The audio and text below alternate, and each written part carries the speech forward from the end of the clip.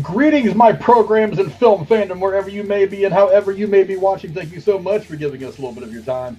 I'm really glad that I didn't do this movie a long time ago. I really thought there would never be a third Tron movie made, but when they announced that it was actually going to happen, I got really excited. So I figured we're going to wait until it comes out, and we're going to bang out all three of these amazing movies, this cool franchise, one after another. Here to do that with me today is my Header Life Mate Jeremy. What's up, brother? Yeah, I didn't think they'd make a second Tron movie, but here we are. Now I know, still winding up now to get to the third movie with that guy from Morbius, and I guess now he's that guy from Fortnite because every damn thing has to be in there now. But no, I'm going to do this for Frank. Like I said right before we went live, I watched the other like 600 fucking Saw movies for text, so I'll watch the other Tron movies. I've seen this one, but I fine. I'll watch two, and I'll go watch three over the weekend. But I'm excited because this is a fun one. It's a classic.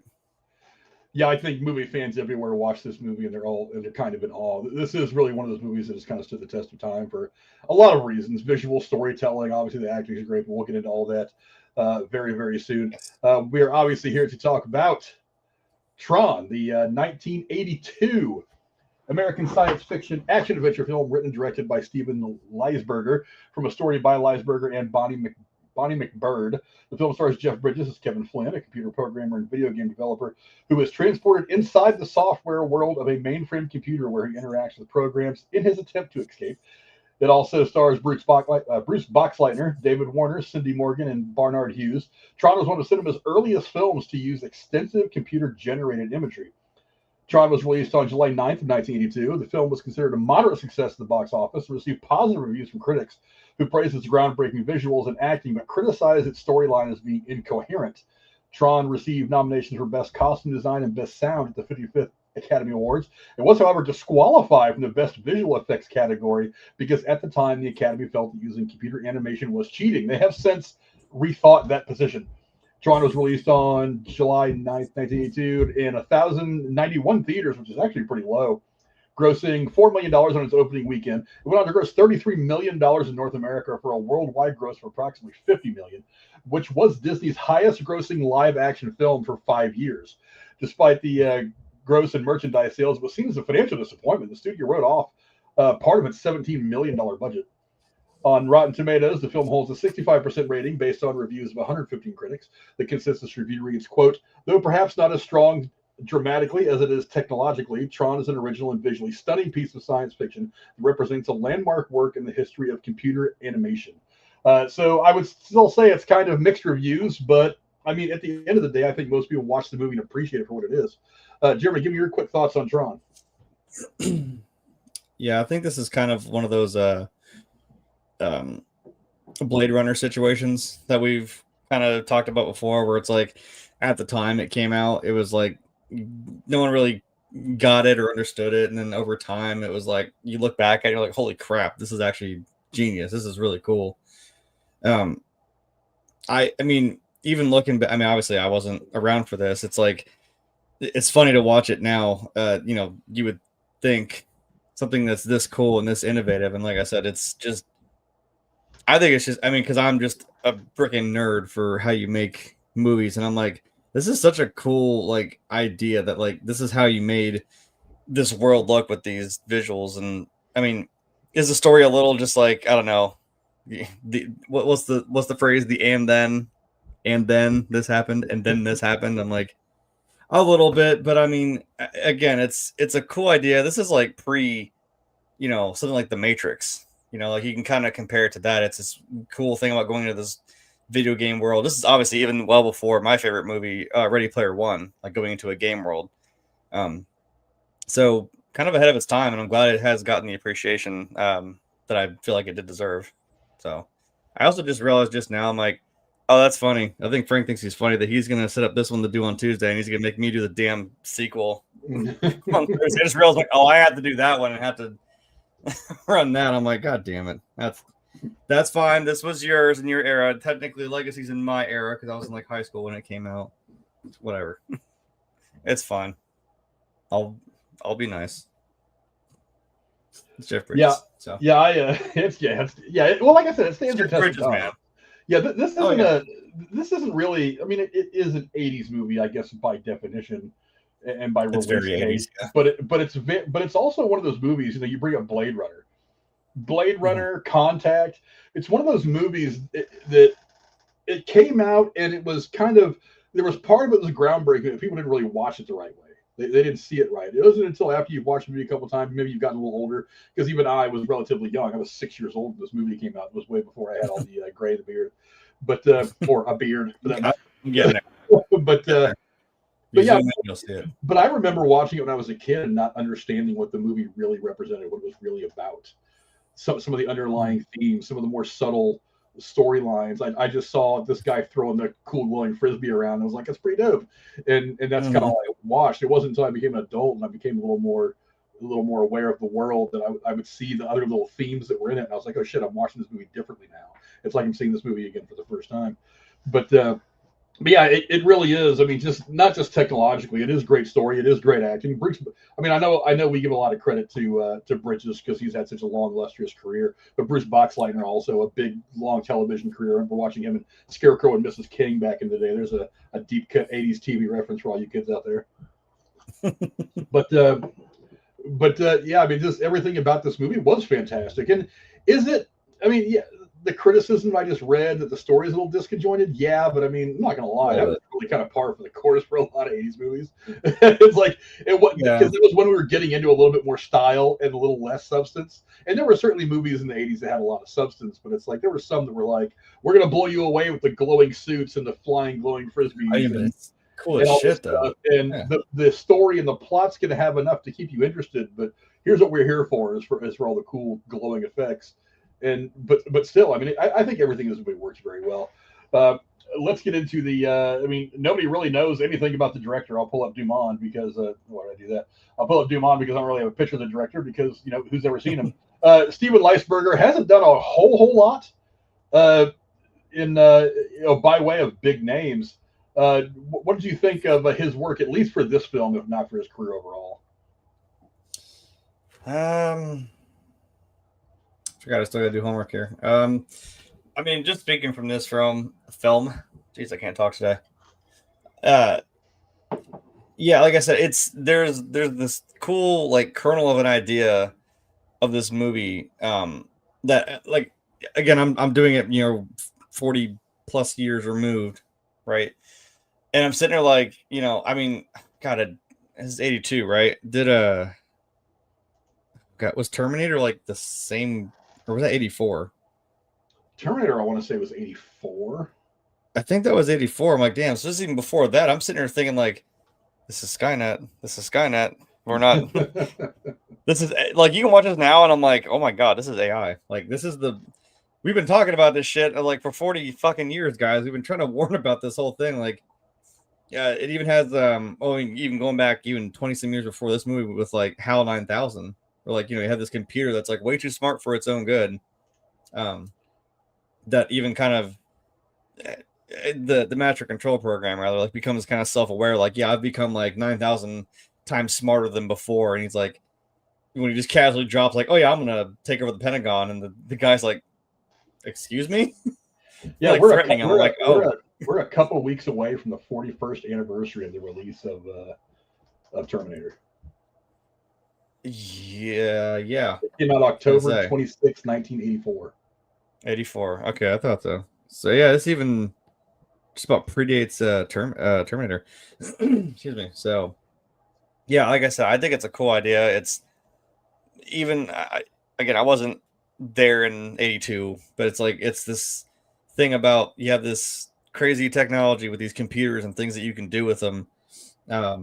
Video games, I mean, we're kind of in an infancy. I mean, you had stuff like, Asteroids, you had arcade games. But it's like somebody's seeing the writing on the wall and thinking like, hey, this is kind of a cool way to present this idea that like, yeah, if this gets out of hand, this is kind of, this is where we could end up. So it's a cool world. It's a cool concept. And I'm as disconjointed as it may seem, but it's just like, yeah, but cool flashy lights and shit. And dear God, do not Don't ever have an acid trip and try to watch this movie because you will freak your shit out. I'm telling you, it would probably mess with you so bad. But man, I mean, it's fun. I liked this movie. I've always liked it so much that I'm. I love women. I respect women. I love them so much that I completely stay away from them. Point to you if you know what movie I'm talking about. That's kind of how I felt with Tron. I'm like, I love this so much, and I'm going to ignore the sequels. God damn. But the sequels aren't bad. I mean, like I said, we were talking earlier. I watched Tron Legacy last night, and I was like, the movie's good. The movie's good. It's really, really hard to catch lightning in a bottle like this twice. You know, I just read the news earlier today that they're actually moving forward with Heat 2, which I'm really not looking forward to. No Val Kilmer. I was gonna say maybe we'll just assume that he got away from him and he's living life happy somewhere else, and we won't he got some plastic surgery somewhere. It doesn't look like Val Kilmer anymore. But yeah, I mean, look, he got his son do it. As far as this movie is concerned, I thought Lisberger did a really good job taking what was at the time a very unique, crazy concept and making a lot of really smart decisions about how it was presented. I mean, they shot all this in like black and white against a black screen, not a green screen or a blue screen, against a black screen, and then toyed with the color like in post to get that glowing effect on the outfits and on the things. Yeah, to give that weird contrast to it. You felt like you know, watching this movie, it felt like you were watching these people walk around inside the circuits of a computer. They were existing in this crazy, you know, micro world that we could never, that at the time anyway, was so fantastical and unimaginable that we didn't know what to think of it all. And I thought that one of the things that we did is it put a really good face and a really good visual to what was happening inside of a computer. And I think you've seen a lot of movies since then do it in similar ways, showing little things like everything being circuitry and stuff like that. That all comes from this movie. So yeah, it really did set the standard for a lot of these weird techno action thrillers that we've had in the 40 years since. And you know, at the time, it's like, you know, what's his name? You know, Bridges was already kind of a big star. I mean, he had been a big star for probably 10 years or so, going back into the 70s. But I mean, he was really hitting his stride. Bruce Boxleitner, same thing, had been a star for a while. But yeah, he took a lot of really good actors and got the best performances he probably could out of them. And again, a lot of this part story is part presentation. I think the presentation here on Lisberger's part was actually very, very good. I'm kind of bummed that he doesn't have a longer resume. I mean, the biggest movie he's ever done is Tron. He had a production credit on Legacy, and he has one on Ares as a creative consultant. Okay. Yeah, he has a small cameo in Tron Legacy. But nice. But he, other than that, I mean, he did something in the early 70s, it was like an animated short. He did Animal Olympics, which is a American animated sports comedy television film directed by him, produced by his studios. Originally was supposed to be for the Winter Olympics. It was kind of an advertisement for the Winter Olympics. And he did this. Then he did something called Hot Pursuit, which I feel like I've heard of it, but I've never seen it. Young John Cusack, Robert Loggia, Jerry Stiller, Ben Stiller. It's actually Ben Stiller's first speaking roles, I believe, in this movie. He did some other movie in '89 called Slipstream, which before today I'd never heard of. I mean, it looks interesting. But it was produced by Gary Kurtz, who did a lot of the work on Star Wars and American Graffiti with Lucas. I was going to say that's Lucas, yeah. And that's the only thing. That's the last thing he directed was 1989. He spent most of his time in the 90s and 2000s writing screenplays, and it says here that several of them were optioned by the various studios. But I can't find anything that he actually did past that. That's wild. It's very strange. I mean, look, if you're going to be a one-hit wonder, it may as well be a movie like Tron, right? I was going to say, if you made any good one cool movie, I mean, at least you made something that was actually pretty damn cool. I am kind of curious about Hot Pursuit because it looks like it's one of those mid-'80s kind of teen humor things. Let me see. I'll be reading about this real quick. 87 action comedy film directed by Lisberger, written by him and Stephen Carabastos, starring John Cusack, Robert Loggia, Wendy Gazelle, Jerry Stiller, and Ben Stiller. High school student Dan Bartlett, played by Cusack, misses the plane he was supposed to be on with his rich girlfriend and her family on the way to a Caribbean vacation during a school break. He flies there alone and runs into a series of characters and misadventures as he tries to catch up. Ganja-smoking island natives give Dan a lift in their vehicle. They don't quite make it as the family takes off in a chartered yacht. crusty old sailor, played by Robert Loggia, which that alone sounds funny because I've always seen Robert Loggia as like the stand-up guy, military suits like in Independence Day and stuff like that. But to see him as a crusty old sailor would be kind of fun. His own reasons say they finally catch up to the yacht only to find the family has been taken hostage by pirates and he has to come to the rescue. So that's got kind of goofy 80s fun written all over it. I may have to check that one out. But it's got Keith David in it too. Oh shit. Okay. Hey. Okay, well, you can't really go wrong. Hey, you never go wrong with talent, you know what I'm saying? But I really do love the way that he kind of organized this whole movie. I mean, it's the world building is important for a movie like this, and you wouldn't have thought the world building was going to be that good in the early mid 80s. But this is one of those examples, and a lot of times it wasn't. I'm being really honest, but the world building in this movie is fantastic. I mean, because you start out in the world. I mean, just Flynn's Arcade is an exciting place. I had that moment of nostalgic sadness as it was the camera crane was first coming down the front of Flynn's Arcade, and I was just like, God, I miss arcades. I mean, it's nice to be able to sit here and play Fortnite with you and Casey and my sons and all that. But every now and again, I'm like, I just want to go. But the quarters in your pocket are crying. Like I know it's like I miss walking in with 2 rolls of quarters, one in each hand, just like where am I going? Where we dropping, boys? Where we going? Right. What game is first? Galaga. That's where we're going. But we don't need roads. Yeah, I had that moment of nostalgic sadness. But yeah, he did a great job world building, a great job with again, this is one of those movies that could have been really badly organized, especially once you got into the grid. But he actually kept a good flow of this movie, like getting separated when Tron and Flynn get separated after they get attacked by the tank and all that.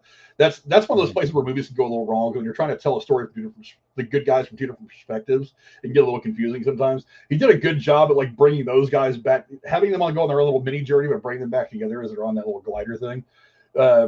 It's how he even gets in there, the reason why he's digging around the computer in the first place. The stakes for Flynn are much higher than either just getting out of the grid or just getting the information he wants to make sure everybody knows that he invented the game.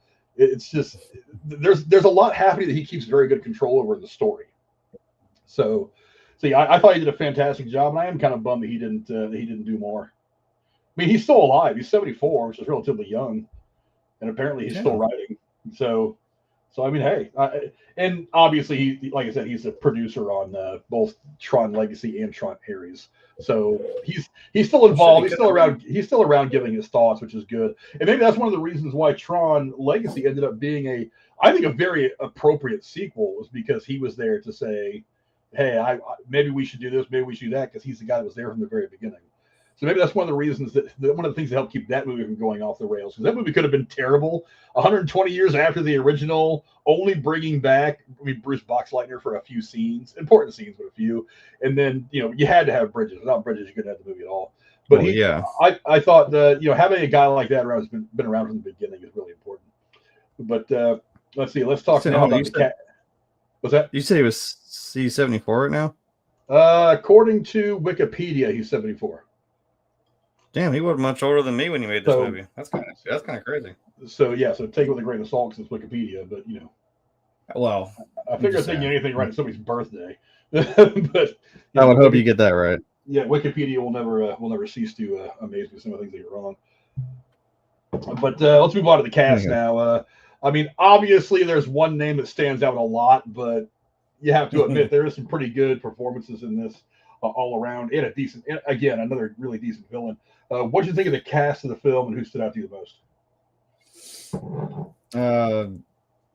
Yeah, I like I said, I'm trying not to run out of free bingo spaces, but obviously, the elephant in the room is obviously Jeff Bridges' character of Flynn, and I would say I do like you said, with a good villain. It's like you always need a good villain in a movie. Excuse me. I even I can't remember his name. The guy, I guess he was like one of the programs. He was kind of like the second in command to the Master Control program. Both of them were actually pretty cool. It's like you kind of get it's like a Palpatine and Vader kind of situation, where it's like they're both intimidating on their own, but it's like, man, there's something about this. I mean, this came out the year before Return of the Jedi, and I'm like, when you watch Return of the Jedi for the first time, it's like you've seen Darth Vader. You know who Darth Vader is. Even if you've never seen Star Wars, you know who Darth Vader is. And when you see this Emperor come out of that ship and Darth Vader kneels to this guy, you're like, oh, this is a bad dude. You know what I mean? So it's like, well, while he's intimidating, it's like you understand that this master control program is also like, that's a bad mamma jamba, as the kids used to say. So yeah, and like you said, it's like this can be flashy and cool looking, which it is, admittedly, but you got to have the characters and the characters work along with it. And I think, yeah, you got some good talent in this movie to still make the story work. And like you said, when they got separated, it's like you have a guy who's also like the namesake of this movie. You're like, oh, so I have to like care about both of these guys. You're like, I'm in my head, I'm like Jeff Bridges, but like, oh yeah, this Tron program we're really supposed to care about because he's basically computer Jesus. He's like the pre-Neo. You know what I mean? He's put in there to put the whole wrench in the system. So yeah, I can't. I liked it. Like, oh, it's a fun movie. Okay, it's really cool. Damn it. Yeah, again, I mean, this was really, I don't know, not having watched remembering anyway, watching a whole lot of movies and television from my birth in '76 to this point in 1982. I was kind of young, so if it was like flashing lights and dangling keys, I was probably excited to see it. But I mean, Jeff Bridges, yeah, I mean, he's kind of, this is a Jeff Bridges that we've kind of gotten our entire career. This is the guy that played the dude.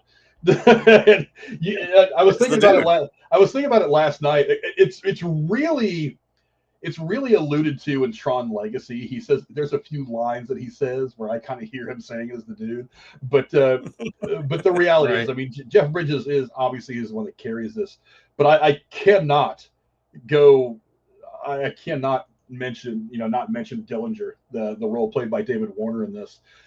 Movies like this are made by the villain. You have a bad villain, you have a bad movie, and he was a great villain. He's not just as Dillinger, but also as what's his name, Scar. Fuck, what the hell's his name?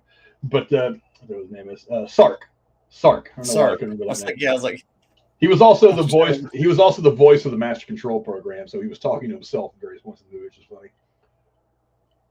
I mean, yeah. But yeah, I mean, a good bad guy really makes a movie like this even better. And he was absolutely a fantastic bad guy. And I love that moment where he gets his wig split in the final fight. What I do with the picture? It's here somewhere. There it is. Yeah, where it's like his wig split. Yeah. And that's one of the great effect shots too. It's like his eyes going black and glowing red. It looks like brains underneath there, but it's circuitry. Yeah. It was so wild. But yeah, again, a great bad guy makes a movie like this. So for as good as Bruce Boxleitner and friggin' Jesus Christ, Jeff Bridges are in this movie, he's fantastic. Also, I mean, a shout out to Sidney Morgan. I mean, God, I wish she would have done so much more. It's really unfortunate that her career was relatively short. She just kind of left acting. I mean, she was in a couple of banger movies. She was in the first Caddyshack, funny movie. Mm-hmm. She was in this movie. And then she kind of did a bunch of off-the-wall stuff. One of them is called The Midnight Hour, and I'm reading about this movie, and I feel like I need to see it just based on the names that are in it. It was a 1985 American made-for-television comedy horror film directed by Jack Bender, who had done like Sopranos, Game of Thrones, and stuff like that. Starring Sheridan Belafonte, Lee Montgomery, young LeVar Burton, Peter DeLuise, and Dee Dee Pfeiffer, who we were just talking about as the girl behind the counter at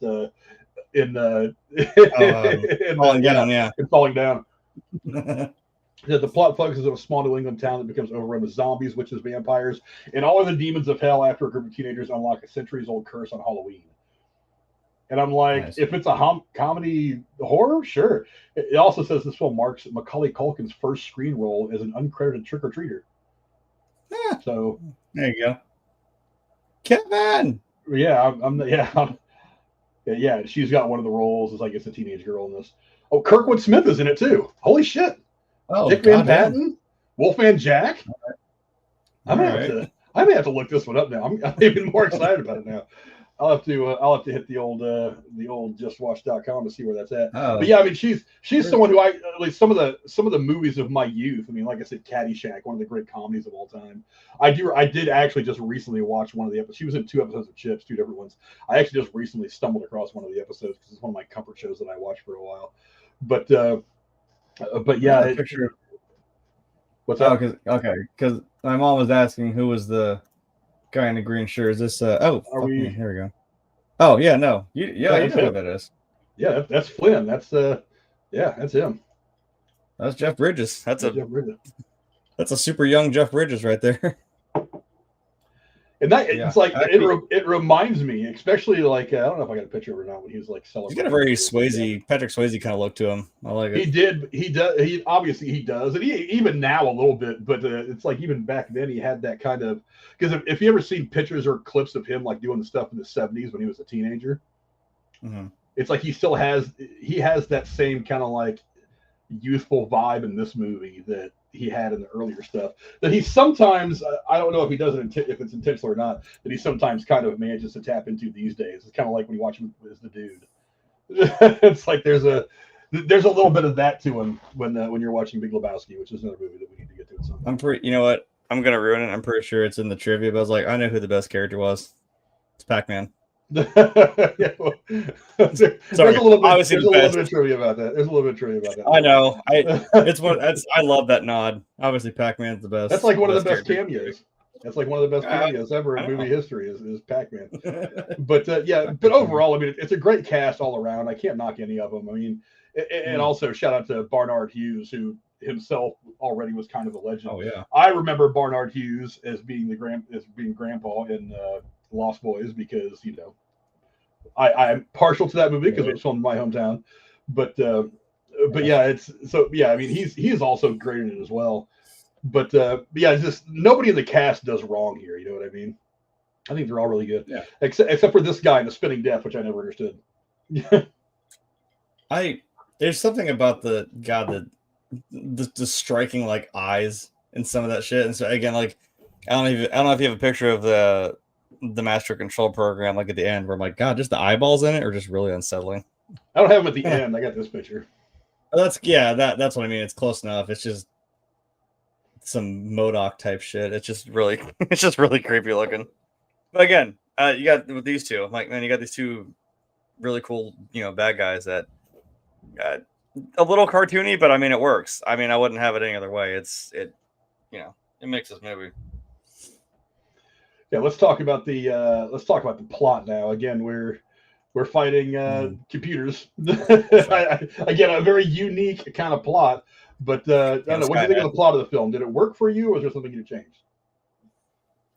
No, it works for me because, like I said, what I've said on here before, The Matrix was my favorite movie for a long time until Ready Player One came out. Which, I mean, to be fair, as I mentioned in the beginning of this, I mentioned both those movies, and it's like I can kind of see the same elements in this, and maybe that's why I like it. It's just a cool. It's a really cool idea to have this, like you said, to have this computer world that we spend probably, 80% of this movie, maybe even more. Backdrop against like you have maybe a few scenes in the real world. And it's the cool implications, like we said, of like this computer program that these people made that are kind of it's kind of getting out of hand, and we're all kind of cat and mouse in this thing. Especially with like Jeff Bridges' character, like we talk about his stakes. It's like it's not only that, like all these people, they're programs that you meet along the way inside this this game world. It's like they're programs. He's a person, he's a user, as they say. They're like, yeah, he's a real person. So it's like, yeah, don't go dying on us, man. But you have the guy who made this stuff, so it's like, well, he's quite literally the guy on the inside. It's it works for me, and again, it's pretty cool. I'm glad that it's stood the test of time, and like we said, we've seen elements of this in other movies, other things that's probably inspired. I'm glad something as cool as the light bikes have become such a it's a thing. You know what I mean? it's like, and if you don't know what Tron is, like you've seen the light bike and you know what that thing is, and it's, god damn, it's cool. As goofy as they look in this, again, it's like I don't really care because it's a video game world. What do you want? It looks like you really feel like you're inside. Yeah, like you feel like you're inside an old school. Like that's like a game of Snake or Centipede. It looks like that. And I mean, what else could you ask for? It's cool, and I'm glad. Like I said, I'm glad that became like that, and maybe the discs that they hold are kind of like the iconic things that have shown through with Tron. Yeah, no, maybe try to make the I don't know. I don't know how much more coherent the story could be. It's like, we get it. Good guys, bad guys, the big bad computer program you want to shut down. And it was all happy and fine, and everyone lived happily ever after until 30 some years later. So, or whatever. I don't know. Again, I don't know what happened in Legacy, but yeah. There's the flow of it kind of works. It does have enough to keep you interested. Story wise, so no, I'd watch this movie again if it was on TV. I don't even care. This movie does what it should do if you're trying to deal with a subject matter that is very current and very, very important. It's been current for the last like 40 years. That's what's crazy. Yeah, Well, and with video games in 1982, it's like, I mean, I was reading some of the stuff about the people who wrote this. They were like the guy, one of the Lasseter. One of the things that got him really into this idea about making a movie like this about the subject matter was, I guess he said, for like 6 weeks, all he did was play Pong. He was just so wrapped up in that. Now, me and you would probably lose our minds to play that for 2 seconds, but I mean, but for him, it's like that was so new and so wild. He was like, that there is something deeper about this game that touches him, and how do I explore whatever is behind all this? Oh, it's not as much as it is the circuitry. And him probably having a little bit of foresight and understanding that video games are probably going to be a big thing for a little while at least, and that even already in the 80s there was already this sense, before the internet, before a lot of stuff, that technology was going to hit this period where it was every couple of days it seems like it was going to be some huge technological advance and was going to leave the last one in the dust. Maybe he saw something that nobody else did, and he was just like, I'm going to go ahead and try to build a world like this to show this story. And that's going to be the background of this story, is the circuitry, is the miniature world of this microchip. And what is it like to be a signal going through this microchip? One of the things I didn't really think about it until a couple of days ago when I was watching this, is they talk about time differently. Because I've been in here for... I was going to mention that. I've been in here for 3 cycles. I'm like, well, how long is a cycle to them? Because and when they're on the solar sailor, she's like, oh, there's a junction up here, like 9 nanoseconds up here. I'm like, so wait, are you telling me this all happened like that? Yeah, I mean, it'd be like. So I feel like his entire time in Earth time was like a moment, or maybe 30 seconds. Because like when he gets taken, and then when he gets put back, I'm like, so did he really even leave? Like he got struck by that laser in that moment, he like froze there, and then he basically got spit back out, and it basically just kind of happened in a moment. I was like, that's insane, because I'm like, it's happening in this time inside the world, but to the real, to on Earth, it's like this is all just computer signals happening at the the speed of a light bike. And yes, I just made that up, so you know what I mean. It's it's like I understood that one. Yeah, that's what makes that so cool. Again, it's like when you think about it, you're like, no, this is actually kind of cool. You got this, weird time difference thing going on. Again, sets up a really cool, cool world to think about. Yeah, and it's a very unique world. One that, and I think in Legacy they did a really good job of making that version of the world even more unique. Like it's different now. There is a lot of parallels between that world and the real world, and that one person becomes an asshole and tries to take it all over and blah blah blah. Not to spoil anything. I'm sure you kind of know where the movie's going already, but the world building in this is fantastic. That I love the plot. I love the fact that he kind of is like, okay, this is going to be about Flynn really wants to find out who stole his shit and took credit for his work, but at the same time, to do it, he's got to go into this world that he created to figure it out. So into this You gotta get gaming into world, the into guts the of it. circuitry, we're going to put him on a playing field that is so much more different than him just trying to break into a place to steal the file, or him trying to capture this, find this person who knows the secret. We're going to put him in a very different predicament that up until this point nobody had ever really seen. And that's one of the most unique things about this film is that it's the setting is so crazy compared to anything that had ever happened. Nowadays, I mean, there's been a million movies where I mean, Christ, Star Trek has transporters for crying out loud, which basically does the same thing. Only Yeah. you don't get you get sent into the computer or anything. But yeah, so yeah, it was such a crazy world that was. It was a great setting for this crazy not who done it, but it's kind of an action mystery thing set inside the circuitry.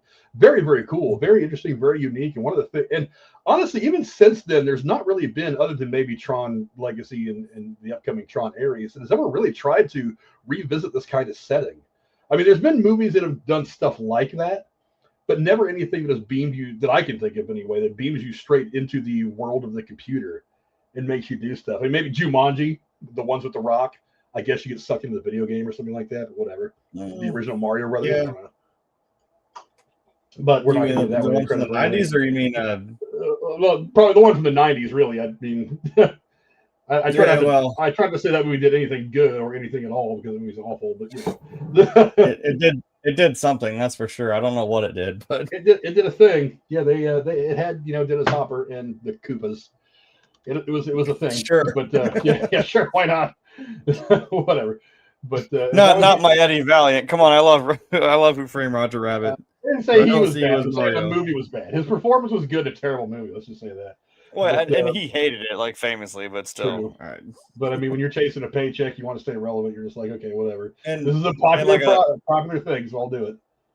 well, yeah, and a young John Leguizamo, it's like he's probably just like, screw it, I'll take it. It's Super Mario. What could go wrong? Like, Yeah. How bad could this you made it be? out though. You yeah, you made it out though, thankfully, man. But yeah, I thought the plot was fantastic. I mean, again, it was something new and unique and important, something that was coming. So it was going to be big in society, in the world, and they gave us our first big introduction to us. I thought it was very well done. Let's see. Now, you say you haven't seen Tron Legacy yet. I have not. What do you think? I think I just got rid of my Tron Legacy picture. I didn't want to use it. I'll just use this till later. What kind of things are you expecting? If I were to give you a script that said Tron Legacy, Jeremy, write me the movie, what kind of things would you hope to see? What kind of things would you try to do with it? Oh dear God. Well, see, first, I mean, well, let's have that picture. Like I said, it looks, again, aesthetically still really kind of cool and otherworldly, as it should. It just looks a little, slicker by today's standards or whatever, which I like, kind of updating it. I'm trying to think, because I mean, the name, like the subtitle of Legacy, I'm like, so what does that mean? Is it like, I mean, obviously I know Bridges, I'm pretty sure is in all three of these movies, right?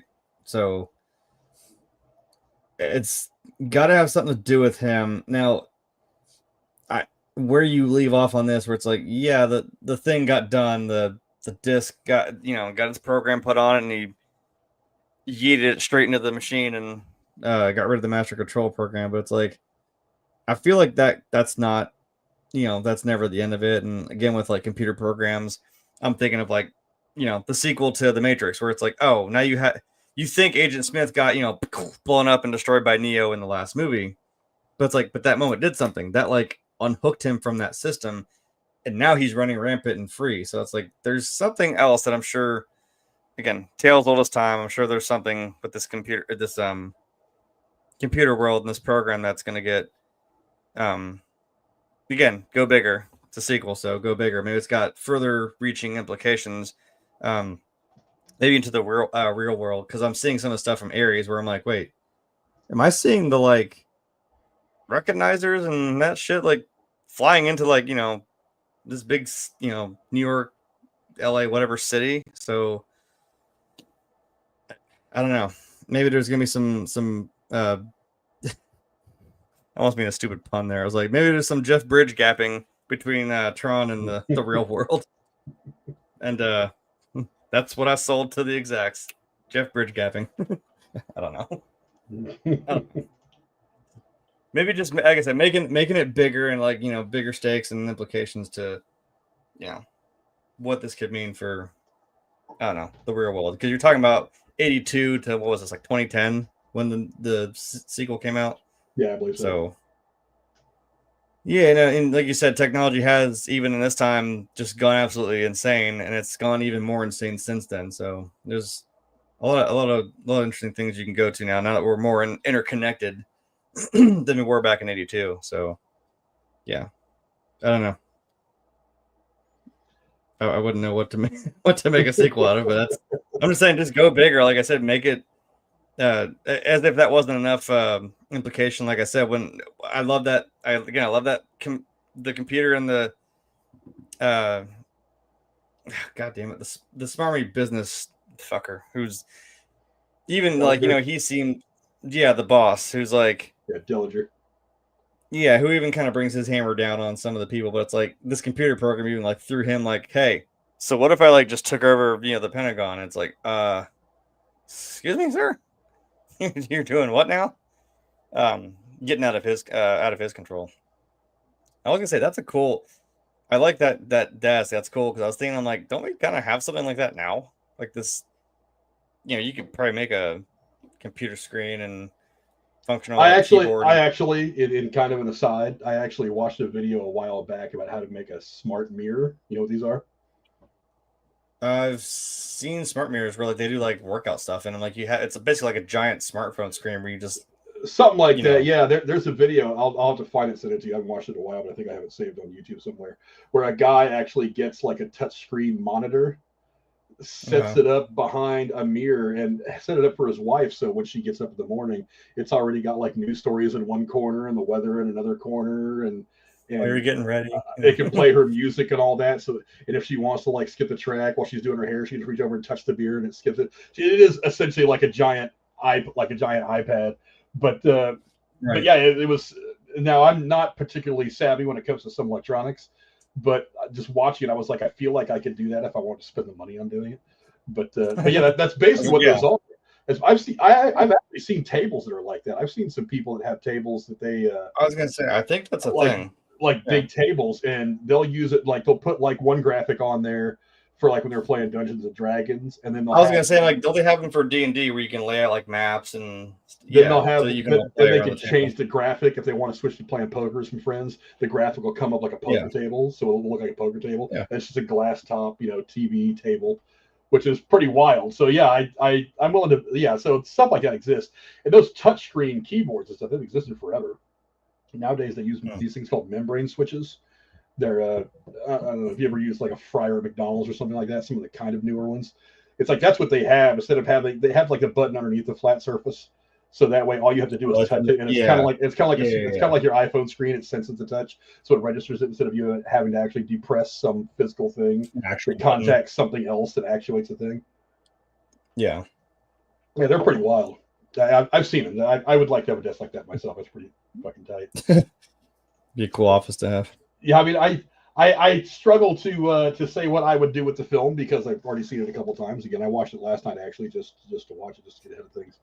And without going into too many spoilers, I like what they did because one of the things that this movie has, the first Tron has, it has a pretty solid ending. It wasn't like there's a post-credit scene where there's still like a thing beeping off in the corner and makes you think that there's something else there. It wasn't like at the end when you see that thing pop up on his desk saying, Flynn invented the game, all that. It's not like it says end of line and then question mark. It wasn't anything like that. This movie has that would have been cool. This movie has a pretty solid ending. You could see the story ending right here, but they do explain in the movie why the second film happens. And I think it's not only is it logical for the world, but I also think it fits very well in the world is the most important part. It's also believable in the context of the world. It's not like somebody tripped and fell and opened a box and the grid came out again and now we got to get the grid back in the box. It wasn't something so silly. There is a reason why. And it is in part because of ambition. It is in part because of curiosity. And, it's because and trying to tame the untamable, I think, is something that is part of human nature. You want to make sense of what you make sense out of. And I think that's one of the things that leads to the recreation of the grid is that people want to try to make. I mean, it didn't work the first time because of Right. the You're right because this of the time. MCP. But if we just don't let that happen again, we're going to get it right. And then the realization is, wait a minute, this is always going to be a thing that is going to get out of the lab. There is no way to keep this in the lab. Maybe, maybe just maybe this is something that is just too big to be contained. And that's kind of the main theme of the second movie. Is this like that deep cut that's like, the internet is forever? You don't like, yes, you deleted the master control program, but I'm like, but it's still there, right? Like, it's not just gone. I'll spoil this much. The master control is not the bad guy in the second movie. The master control's gone. Master control had his I thought it was like this movie. there's still remnants or something. No, it's okay. There is a very different theme at the core of the second movie. That it differentiates. It's not just there's parts of it that kind of rehash stuff from this movie, but it's secondary and it's some character stuff, some background stuff. What drives this movie is not Dillinger being the crook and kind of being the bitch of the MCP. It is something very different in this movie that drives it all. The lesson that you learn at the end is very different. It's not just a rehash of the first Tron film. And this is something that has me concerned about the third one is I'm like, what can you do in this world that is different? Because we've had this movie. I know what happens in Legacy because I've seen it before. I'm wondering what you're going to do if you're going to keep that streak of having the theme of the movie, the ultimate reason be different, the ultimate lesson be different. What's it going to be? And I have ideas because the trailers make it pretty clear. I don't think I'm spoiling anything. The accident, the experiment very much does get out of the lab in this movie. The guys come into Earth, and shit gets mixed up. And how do we stop it? What do we learn from it when we do stop it? So, but I don't know what the lesson's going to be. So I am with curious. Ares being literally the god of war. I'm like, so what does this mean? Does this mean like a war between the real world and this Tron stuff that gets out? So that's an interesting premise, I think. So with this new one, because like I said, obviously I haven't seen it either yet. It's not out, but yeah, I don't know. That's kind of an interesting plot point. But I'll have to see the gap, the Jeff Bridges gap. I'm missing Legacy. I'm missing a part of the puzzle. So. Well, and how he ends up back in the grid is part of the question and the theme of the second movie. Okay. There's like I said, the desire to control the uncontrollable. It's not so much ambition on his part. It's he's seen this thing now and he wants to try to see it through to its best form. And the question ends up being, can it ever be that form? Can it ever be the form that I envision as the creator? Can it ever build itself to something greater than what I could ever want it to be without something going sideways and having like an MCP or a Dillinger character fuck everything up? So, it's interesting. This almost sounds like an Oppenheimer thing where he's like, I made this thing and I want it to be the best version of its thing. And then they're like, no, we're going to do this with it. Screw you. It's like, oh, well, okay. I mean, Oppenheimer knew what he was building, though. I mean, it's not a terrible comparison, but Oppenheimer knew what he was building. You know what I mean? But it was like he wanted it to be for something else. He built it hoping that they would not make bombs out of it. They would decide to go farther down the line and make power. But at the end, they were like, no, we just want the bomb. And he's like, I wanted it to be better than that. I built the bad thing hoping it would lead to the good thing. And it kind of led to the good thing, but you're still too focused on the bad thing. You want too many of the bad things, and I want more of the good things. So, I mean, it's kind of like that, but like I said, it's part ambition, part not understanding what sandbox you're playing in. It's making a cool building out of C4. You don't know how dangerous it is until someone walks by the 9-volt battery, drops it on top of the thing, and then it all goes boom. And what's that 9-volt battery? What's that small spark that kind of blows the whole fucking thing up? But it's interesting. To be fair, because like we've said, the kind of theme here is like it still never works out that way, because I'm pretty sure, to go into a game reference, I'm pretty sure the world of Fallout was actually like, that's the alternate history. Like everything's the same up until 1945 when the World War II ends. But we actually go with like, hey, we should use this nuclear power to actually like power stuff. We should actually use this for something to better ourselves. And that's what happens. But then guess what eventually happens? War never changes. Somebody's going to make something go boom, and it inevitably happens. even if you use that thing the right way that you wanted to, I'm like, that's the alternate interesting history of Fallout, where it's like, yeah, we did use it for, nuclear power to make things a lot easier for ourselves. But again, eventually, to quote another 80s movie, yeah, the two biggest kids on the block, eventually they're going to fight. Wolverines, So it's inevitable. Yeah, before we get into the trivia, I'm going to ask you, Jeremy, this is a Disney movie. Did you find the hidden Mickey? No, but I found the Pac-Man clear as day. The Pac-Man was easy. Yeah, no, I don't know. It's many times. I mean, I've seen this multiple times, but it's like I still just get so lost in like looking at everything. I mean, this is a very visually just like it's not overwhelming, but like my God, you could just watch this movie, a few times and still just be like, God damn, I'm trying to look at everything. I'm looking at all these sets, all these different circuitry boards, and all this other shit that they're running around in, and I'm like, I would very easily miss it. So no, I did not see it. Well, in all fairness, I had to several years ago. As many times as I've watched this movie since its release in 1982, and it's just about as many times as I've watched Star Wars or E.T. or any other movies of the era. I realized the mistake. Not like you're playing that game, is it? Because there's those two circles that pop up. I realized the mistake. No, it's not it. I realized the mistake that I was making is that most, if not all, of the hidden Mickeys in the Disney stuff or wherever they put a hidden Mickey, they're all just the basic Mickey Mouse shape. You have the head and then the two ears. 3 circles, yeah. They actually went full Mickey on this one. As they're flying, and I've got the picture over here, as they're flying the little glider, there's Mickey right there. You can see him clear as day. Oh, son of a bitch. Now I see it. I swear to God, I had to Google this several years ago because I had the 25th anniversary edition of Tron on DVD, the 2-disc set. And I was watching it several years ago, and I was just like, and I knew it was in this area somewhere. And I'm like, I cannot figure out where the hell it's at. I looked at all those little shapes, but like I said, I was looking for that, just the circle with the two ears, the circles on top for the ears. I wasn't looking for a full-on smiling Mickey. So it was right in front of my face all these years. I just never caught it because I was looking for a different shape.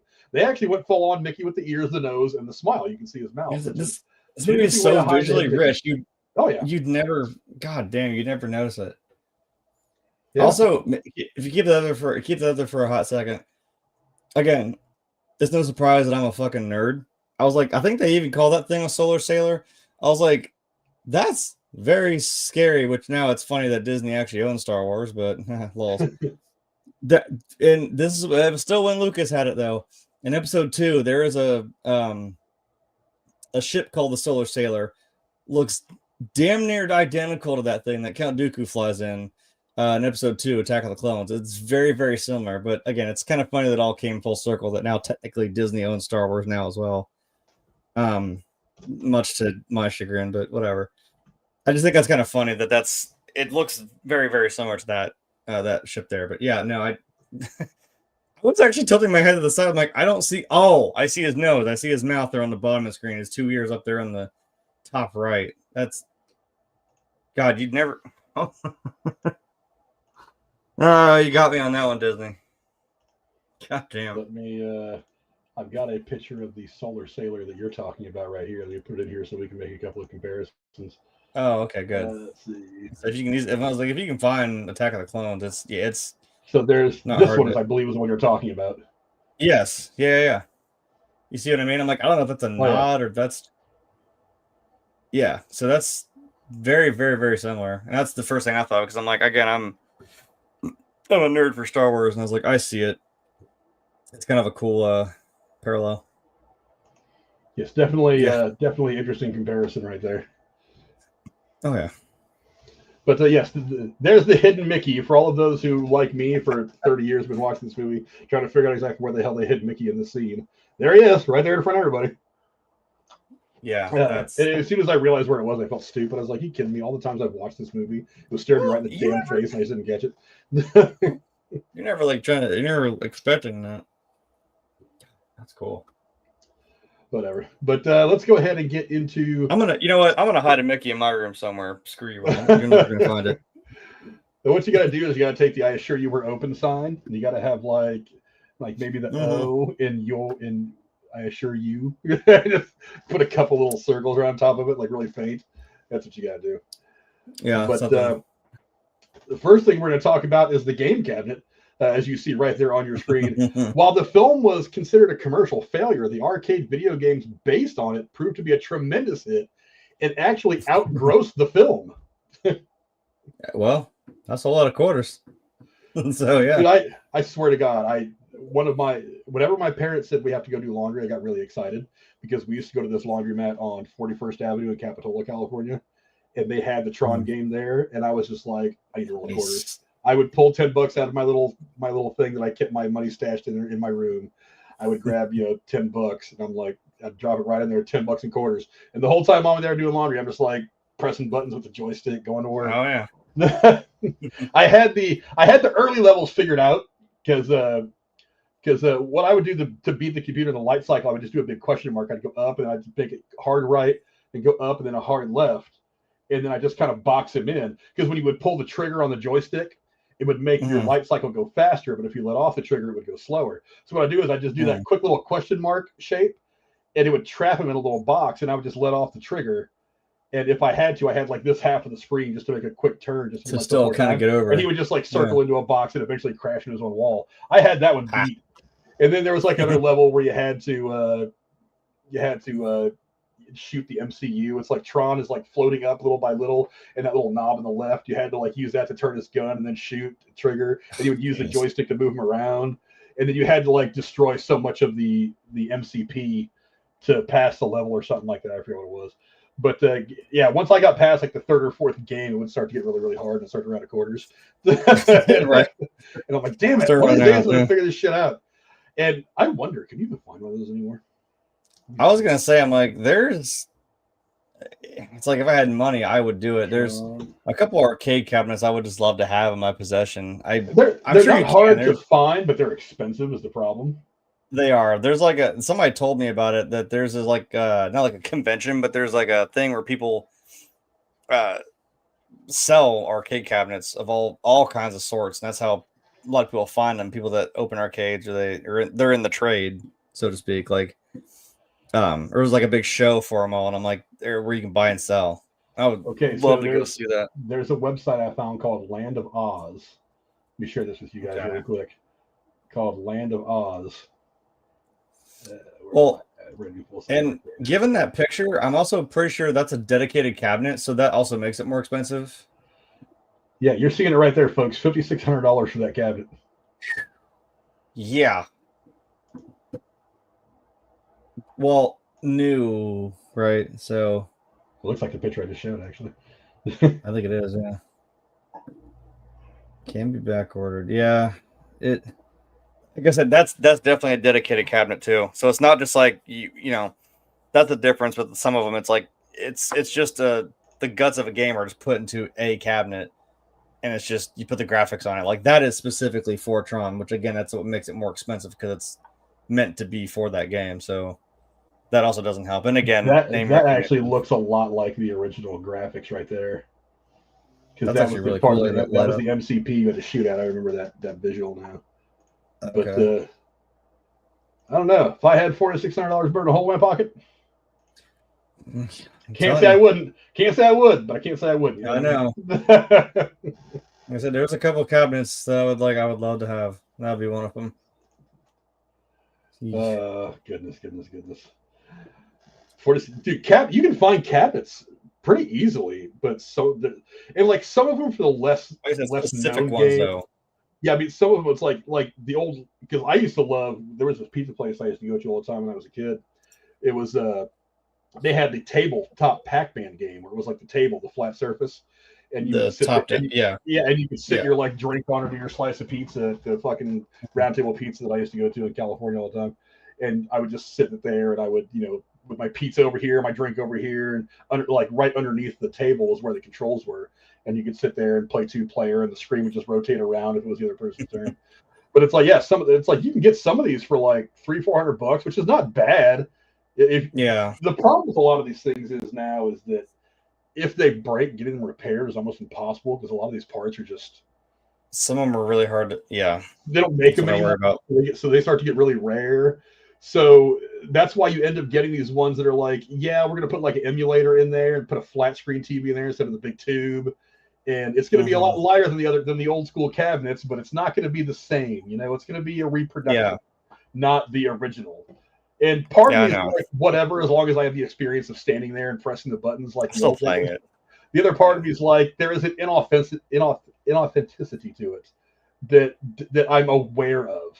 You know what I mean? So yeah, it's the what's the ship of Theseus or whatever the hell. Yeah, like, is it really the same cabinet though? Yeah, you replaced everything. Is it really the same thing?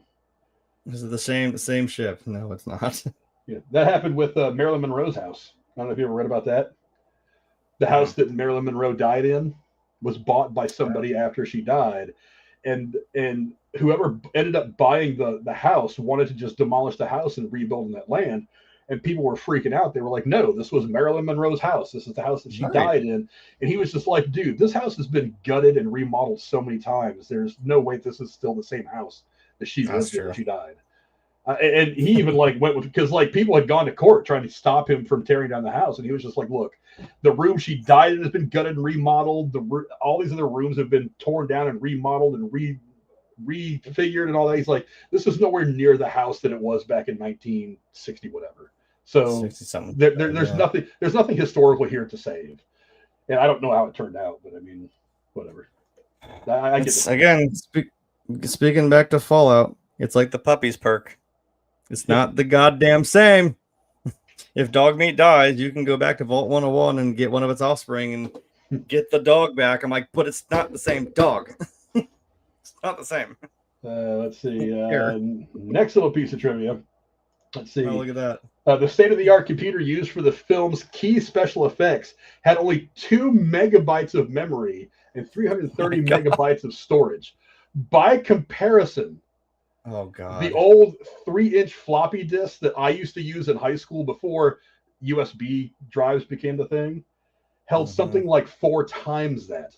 And that was a disk that I used to put my homework on. That had like 4 times the computing power of the computers that gave us these graphics. Yeah, it's insane.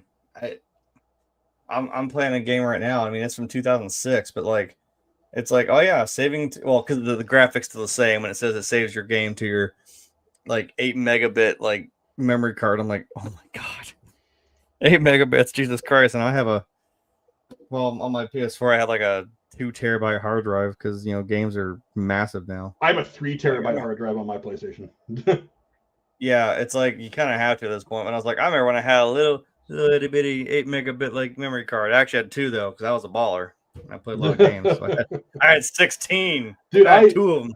I know shit. Remember the mega memory cards they had for PlayStation back in the day?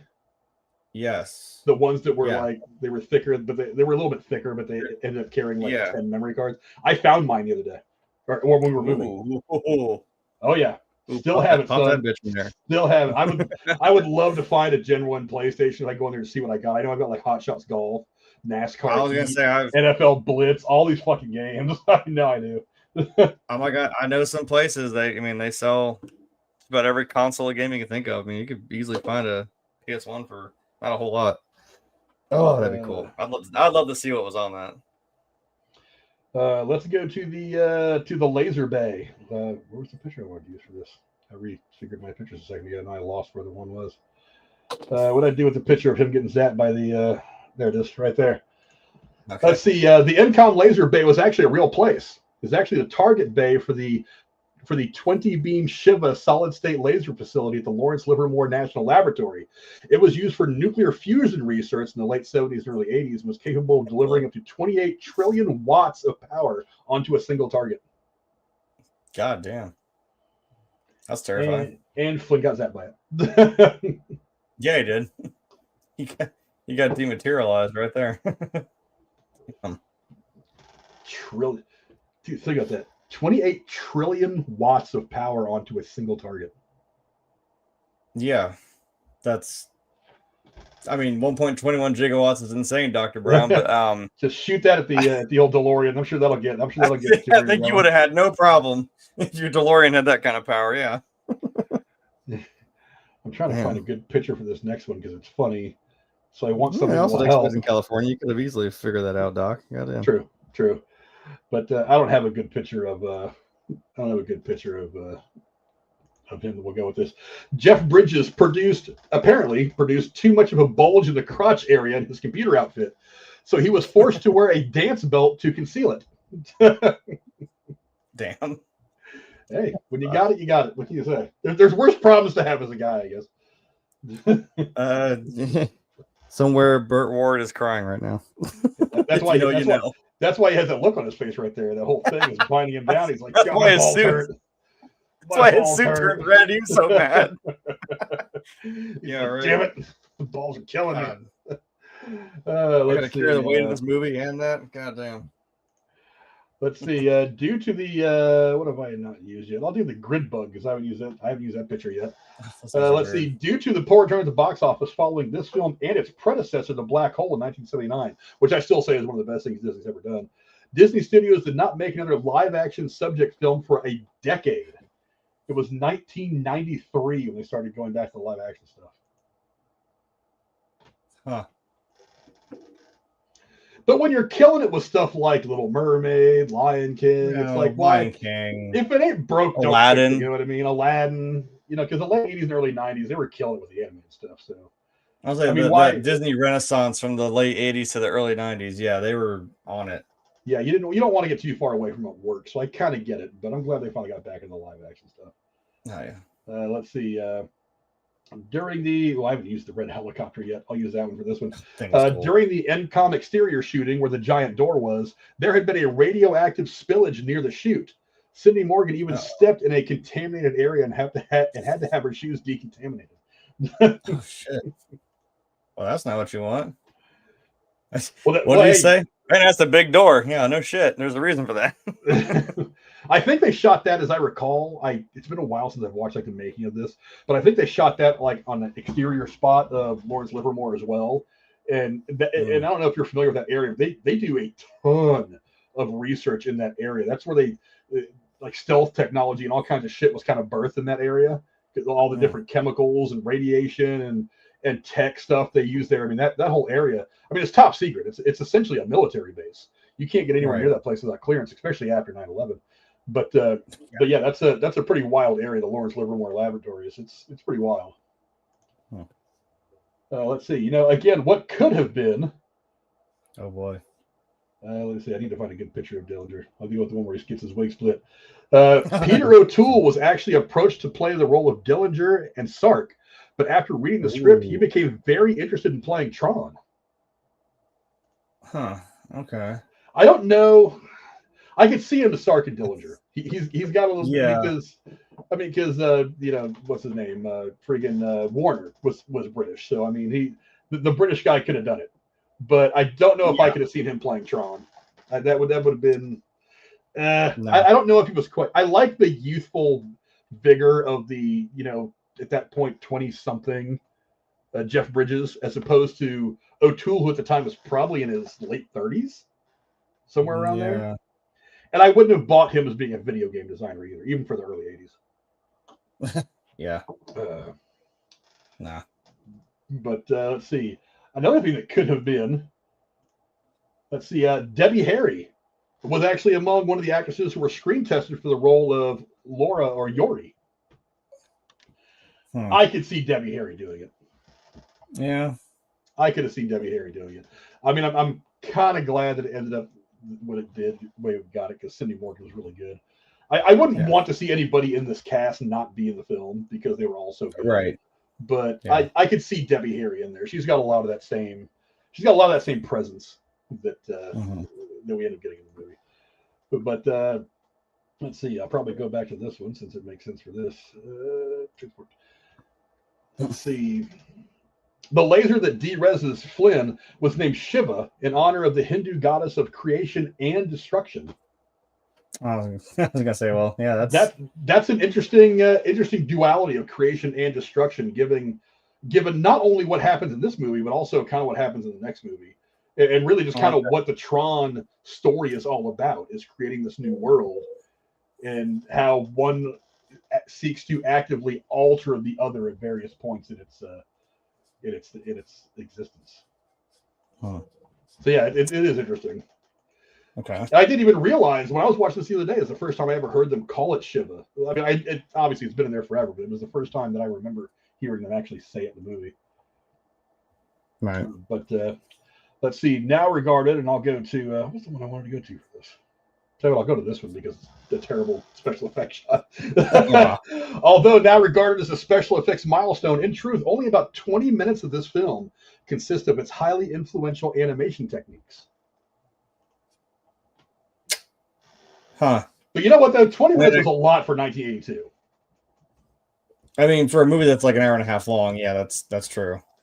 I mean, nowadays you can't fart a movie out without it being 95% CGI. I mean, especially with AI becoming such a thing.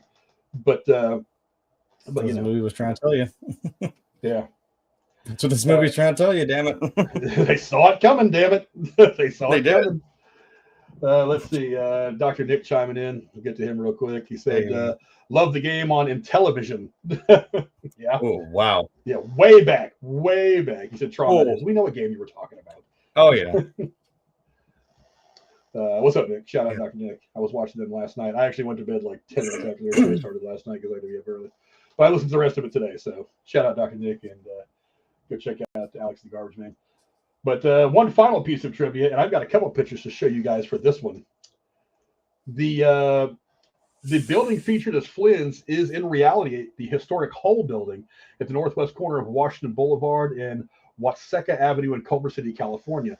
The street sign for Waseca Avenue can be seen when Laura and Alan step inside Flynn's to warn him about Dillinger. As of today, the location portrayed as Flynn's is occupied by a restaurant.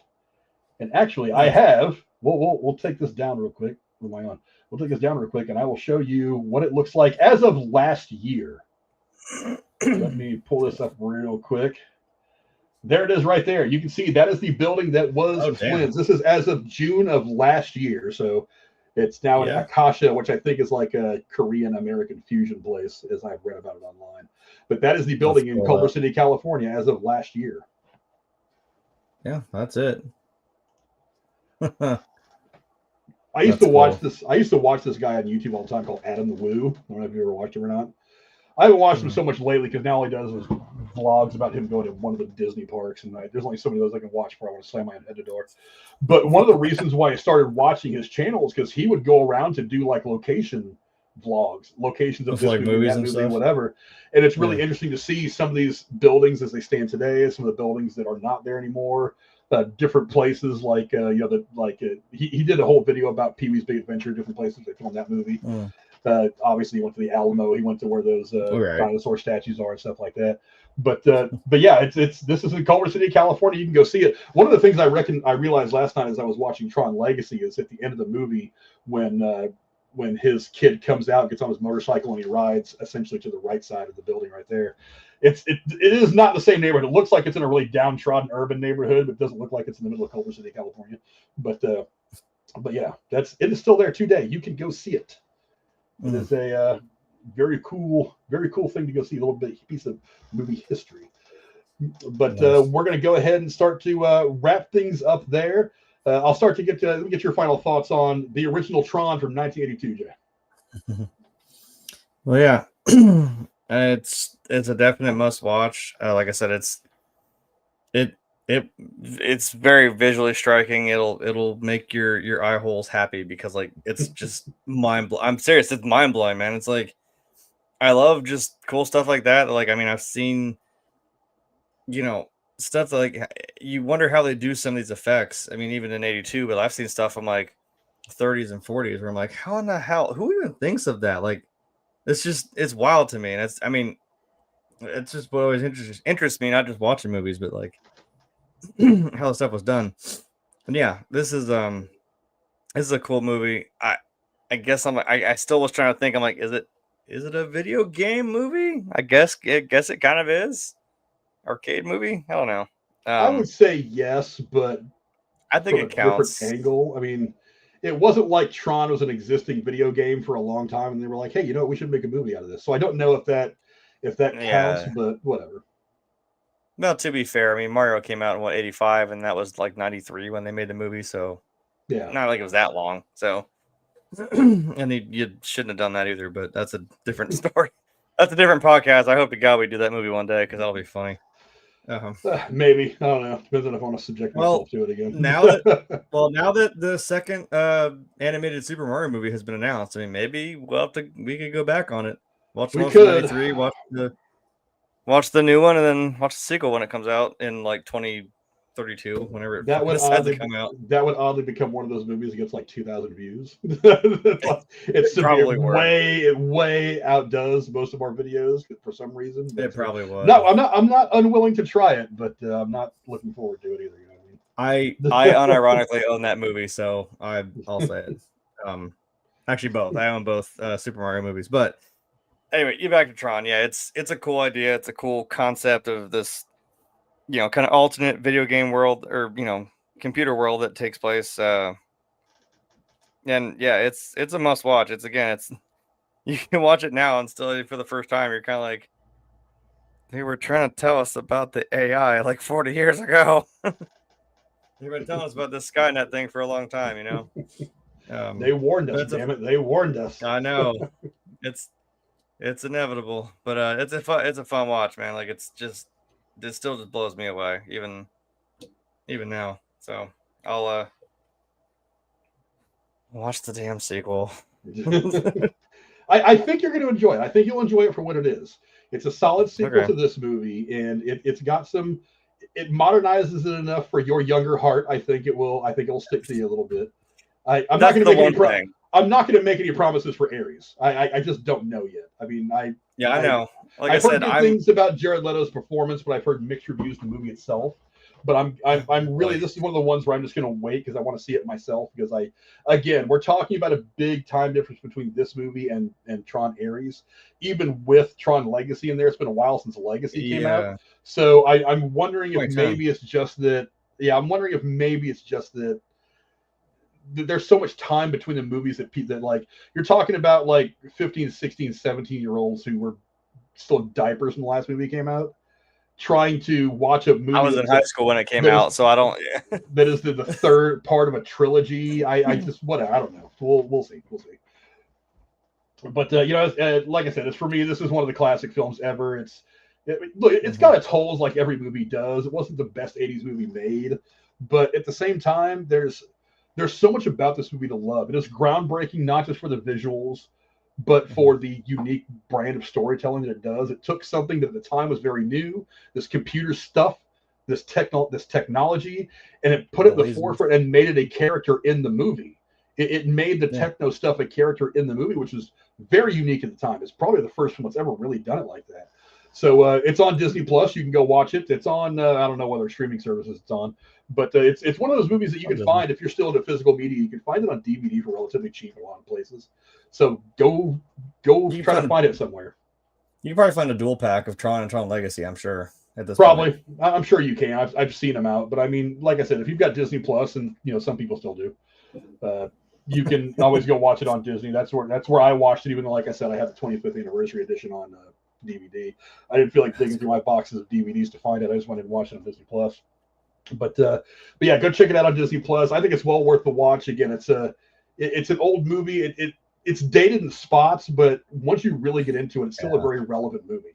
It's got modern sensibilities to it that I don't think a lot of people realize it would still have 40-something years later. I think it'll kick out. It's pretty fun. But we're going to go ahead and wrap things up there. I want to thank my hetero life mate Jeremy for coming on here and being awesome. As always, where can the folks at home find you, my friend? Here Tuesday and Thursday. Again, we're troning it out for the next 2 shows, Legacy and Ares. And then I'm assuming we're getting into some spooky shit. So obviously, stick around for that. It's October. It's cave season.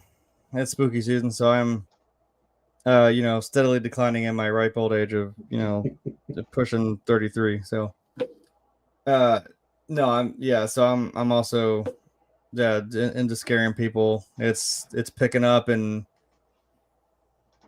I don't know if my anger level is like, am I really getting mad or am I getting more into character? It's a blurry line, I'll tell you what. You're method acting. You're method acting. What they don't know is I'm actually mad. Get out of my fucking room. No. Yeah, like I said, I like to think I method act, but I already sound so much like a prick when I say like, oh, I'm an actor. I mean, I was an actor. Whatever. I try to put myself, into it as best I can. But yeah, it comes out, man. There's a groove that eventually just gets going. Like when it just gets real intense. So yeah, that's what I've got going on until the end of October. Which excuse me, which will be fun. So yeah, I'll be here driving. Like I said, Dad lets me drive the car, and he's let me drive the light bike on Thursday. So I'll be here for that. As for me, you will see me back here, of course, on Thursday as we go into Tron Legacy. We'll continue our trip around the grid with this 2015 sequel to this film. I'm looking forward to it. Like I said, I think it's a pretty decent movie. It's not quite the same, not quite as good, but it still has some pretty strong moments, pretty strong performances. I'm looking forward to talking about it. And then, of course, next Tuesday, we'll be doing Tron Ares, which I'm really excited for that one. Again, I don't really care what some of the reviews are saying. I'm interested in seeing what section of the world they're going to give us now. I think it's going to be very, very interesting. I have a couple of concerns, but I'm interested to see what it's going to give us. Then after that, back into the scary stuff, we'll be doing All Hallows Eve. We'll be looking at the birth of Art the Clown, which I'm sure will make Tex very, very happy. Thanks to my co-host for coming around being awesome, as always, Jeremy. You kick ass. Tex will be back when we start doing the scary stuff. So we'll see you on Thursday. Till then. Yeah. Adios. Get your quarters out, nerds. It's going to get good. I fight for the users, damn it. Bye, everybody. Bye. And now, folks, it's time to say goodnight. We sincerely appreciate your patronage and hope we've succeeded in bringing you an enjoyable evening of entertainment.